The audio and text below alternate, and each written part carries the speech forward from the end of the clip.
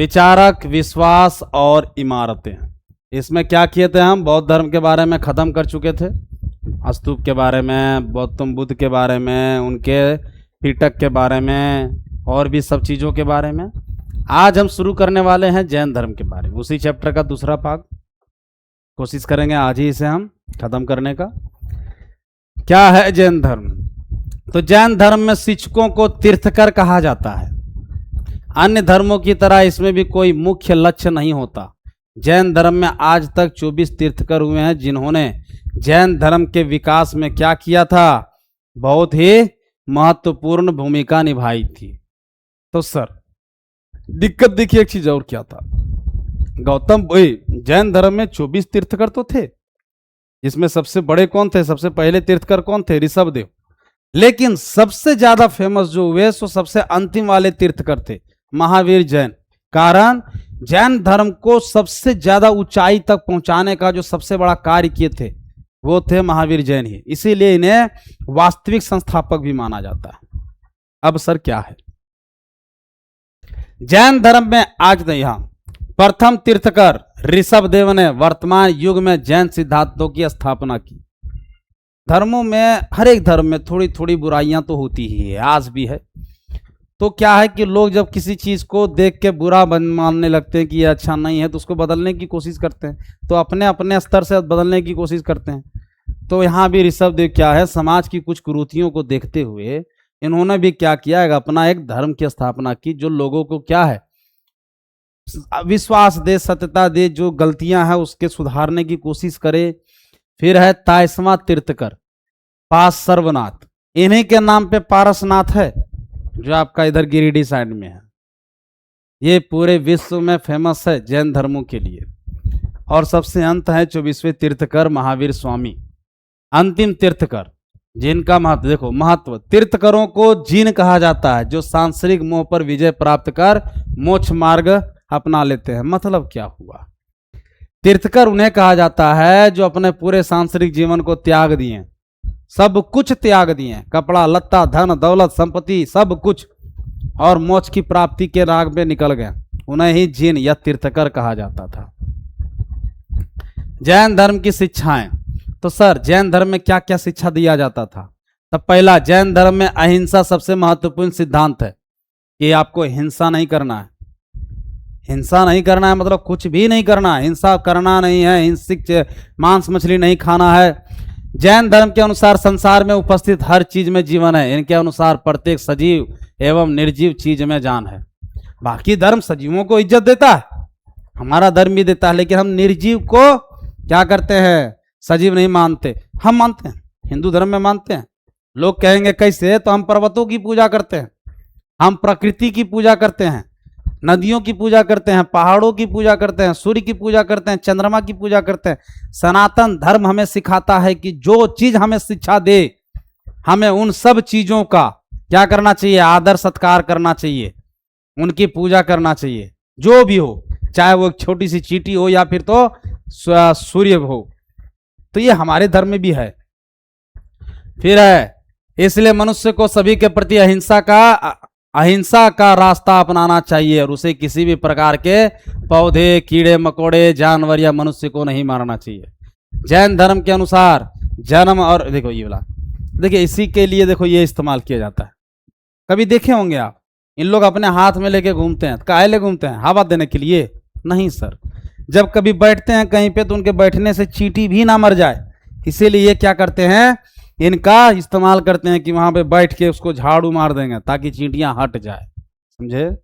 फिर क्या है, जैन धर्म के अनुसार जन्म और पुनर्जन्म का चक्र मनुष्य के कर्मों द्वारा चलता है। इनका मानना था कि जो आप अच्छे कर्म करते हैं उसी के अनुसार आपको पुनः जन्म मिलता है, आगे का जीवन प्राप्त होता है।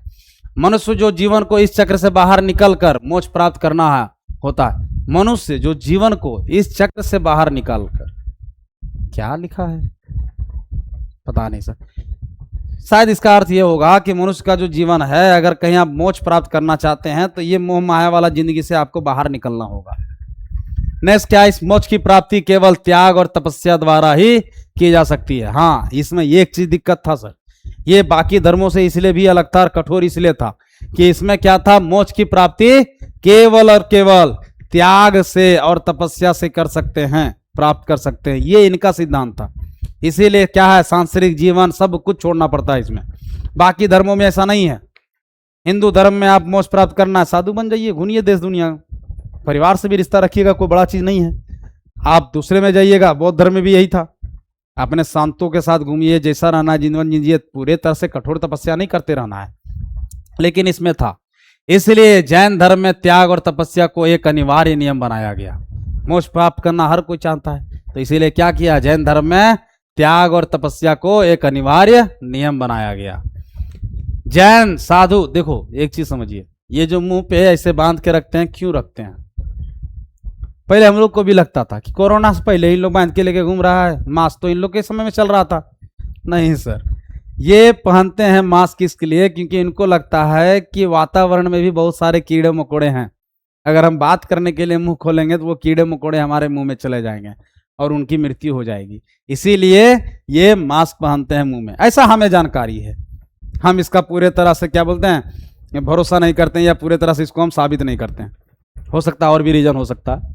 फिर है जैन साधु साध्वियों के 5 महाव्रत। तो पहला महाव्रत क्या था?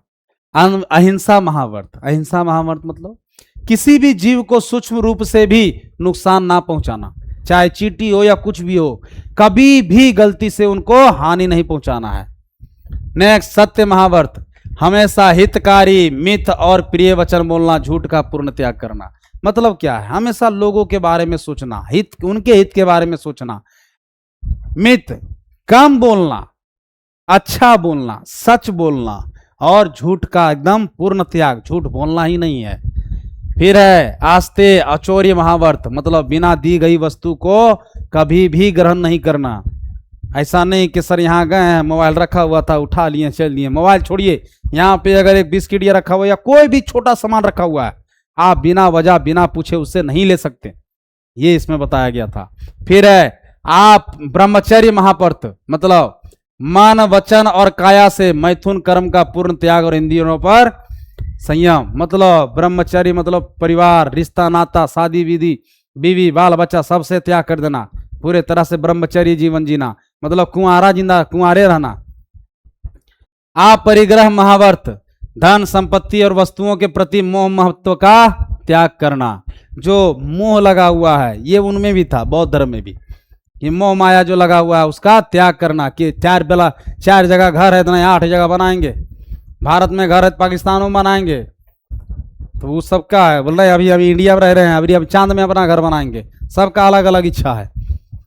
बौद्ध धर्म की तरह ही जैन धर्म के विद्वानों ने भी अपना साहित्य प्राकृत, संस्कृत और तमिल जैसी भाषाओं में लिखा, ताकि क्या हो, सामान्य जनता इसे आराम से समझ सके, और अनेक मूर्तियों का निर्माण करवाया। धर्म का प्रचार करने का सबसे आसान तरीका होता है उसे आसानी पूर्वक लोगों के बीच में पहुंचाना। अब हम ऐसा लिख के दे दिए, किसी को धंसिए नहीं रहा है, इंग्लिश में किताब छाप दिए हैं, इंग्लिश में लिखना शुरू कर दिए हैं, और 4 को गांव के आदमी बैठा के इंग्लिश बकबकाने लगेंगे, उठेगा 4 चप्पल मुंह पे मारेगा, चल देगा, की बकबकाता है पता नहीं चलता है, तो उनको थोड़ी समझ में आया। तो उनके साथ बात करने के लिए हमको उनकी भाषा सीखनी होगी, उनके भाषा में किताबें देनी होगी। तो यहाँ भी यही किए। बौद्ध धर्म में क्या हुआ, पाली भाषा में लिखे, और जैन धर्म में क्या हुआ, प्राकृत, संस्कृत और तमिल भाषा में लिखे, ताकि लोगों को क्या हो, इस धर्म को समझने में आसानी हो। और कई मूर्तियों का भी निर्माण करवाए थे। फिर है यज्ञ व्यवस्था। इस दौर में भारत के कई क्षेत्रों में यज्ञ व्यवस्था भी प्रचलित हुई थी। यज्ञ व्यवस्था कौन कौन सा? यज्ञ एक सामूहिक अनुष्ठान हुआ करता था, इसे देवी देवताओं को प्रसन्न करने एवं सुख शांति की प्राप्ति के लिए किया जाता था। आज भी होते हैं, लोगों को लगता है कि कुछ गलत हो रहा है या मन में अशांति फैली हुई है, गांव में कुछ बुरा हो रहा है, तो लोग क्या करते हैं, यज्ञ करने लगते हैं, देवताओं को खुश करने लगते हैं। वो उसी समय चलते आ रहा है। यज्ञ करने के कारण क्या है, यज्ञ करने का कारण? तो पहला कारण देवी देवताओं को प्रसन्न करना होता है, कि हमारी देवी देवता हम खुश रहें, सुख समृद्धि देते रहें, गांव में पानी उनी गिरते रहे, सूखा उखा नहीं पड़े। पुत्र प्राप्ति के लिए, यही पुत्र प्राप्ति के लिए राजा दशरथ किए थे यज्ञ, जिससे भगवान राम, भरत, शत्रुघ्न, लक्ष्मण हुए थे। सुख संपत्ति के लिए, लोग सुख संपत्ति के लिए भी पूजा करते हैं। आप और हम दोनों करते हैं। समार के महादेव बाग जगह पानी चढ़ाएंगे, बाकी 6 दिन में मटर गश्ती करेंगे, खाली सावन में याद आएगा बोले बाबा हैं। तो ये कहाँ हो रहा है? यही सब चीज पाने के लिए ना, पुत्र की प्राप्ति, सुख प्राप्ति, समृद्धि, फिर मवेशियों के लिए लोग क्या करते थे, जैसे पहले बहुत सारे जानवर पालते थे लोग, तो पूजा पष्टा करते थे, ऐसा ना हो बोल जानवर मर जाए, क्योंकि उस समय लोग उसको अपने परिवार का हिस्सा मानते थे। उनसे दूध दही मिलता था, उनके बच्चे को पालते थे, उनसे अंडा मुर्गी जो भी हो। लंबी आयु के लिए भी पूजा किया जाता है, सबको करता है, हम भी करते हैं, आप भी करते हैं। कौन चाहता है कि अगला दिन बैठे सीधे टपक जाए? सबका चाहत होता है कि थोड़ा इटी लंबा जिए, बीवी भी मिले, सुंदर सुंदर बाल बच्चा रहे, थोड़ा जिंदगी घूमे, कहीं थाईलैंड जाए, कभी इंडिया से बाहर निकलें, तो सबका इच्छा ऐसा थोड़ी है सोतेंगे अगले दिन निकल जाएंगे तो की फायदा। और अच्छे स्वास्थ्य के लिए, अच्छा स्वास्थ्य भी सबसे ज्यादा जरूरी है सर। पता चला रोज सूत के उठ रहे हैं और एकदम 10 बार तो बाथरूम में जा रहे हैं, जिंदगी मजा कहाँ ले रहे हैं, जितना खा रहे होकर से बेसी निकाल दे रहे हैं। तो ये सब क्या है? अच्छा स्वास्थ्य नहीं है। जीवन अच्छा जीने के लिए क्या चाहिए? अच्छा स्वास्थ्य चाहिए। यज्ञ कौन करवाता था? तो सर शुरुआत में यज्ञ सामूहिक रूप से किए जाते थे, पर कुछ समय बाद क्या हुआ, यज्ञ राजाएं और व्यापारियों के घरों के द्वारा या उनके मालिकों के द्वारा करवाया जाने लगा। जैसे शुरुआत में क्या था, यज्ञ जो था सामूहिक रूप से लोगों के द्वारा किया जाता था, जैसे आज भी ज्यादातर होता है, गांव के लोग सब मिल के पैसा जमा करके यज्ञ करवाते हैं, तो यहाँ भी उसी प्रकार से होता था। लेकिन धीरे धीरे क्या हुआ, यज्ञ थोड़ा खर्चीला होता चला गया, और अब धीरे धीरे ये अपने क्या बोलते हैं उसको, वर्ड नहीं आ रहा है, स्टेटस, अपने स्टेटस के हिसाब से थोड़ा सा होने लगा कि राजा हैं तब करेंगे, व्यापारी हैं तब करेंगे, क्योंकि खर्चा है। कुछ यज्ञ विभिन्न लोगों से दान इकट्ठा करके भी करवाए जाते हैं, जो आज भी होता है। यज्ञ के प्रकार, तो यज्ञ के कितने प्रकार हैं? कुछ यज्ञ समान हुआ करते थे, जिनका उद्देश्य देवी देवताओं को प्रसन्न करना और सुख समृद्धि होता था, जबकि कुछ यज्ञ कठिन हुआ करते थे। जैसे पहला था राज सूर्य यज्ञ। क्या है यह राज सूर्य यज्ञ? यह यज्ञ राजा के अभिषेक के दौरान किया जाता था। आसान शब्दों में कहें तो जब कोई व्यक्ति राजा बनता था उस समय यह यज्ञ करवाया जाता था। दूसरा क्या था? यवस्वमेघ यज्ञ। यह यज्ञ, अगर आप हिंदू हैं तो इसके बारे में आपको पता होगा। कैसे पता होगा? लव कुश और रामा, भगवान राम का जो बीच में वार्तालाप कहां से शुरू हुआ था? इसी अश्वमेघ के यज्ञ के दौरान, जब राजा राम क्या किए थे, भगवान राम अश्वमेघ यज्ञ का छोड़े थे और लव कुश से पकड़ लिए थे। तो यह यज्ञ काफी जटिल हुआ करता था, इसे केवल प्रतापी राजा ही करवा सकते थे। कारण, प्रतापी राजा मतलब कौन? जो बहुत ताकतवर है, जिसे लोग डरते थे।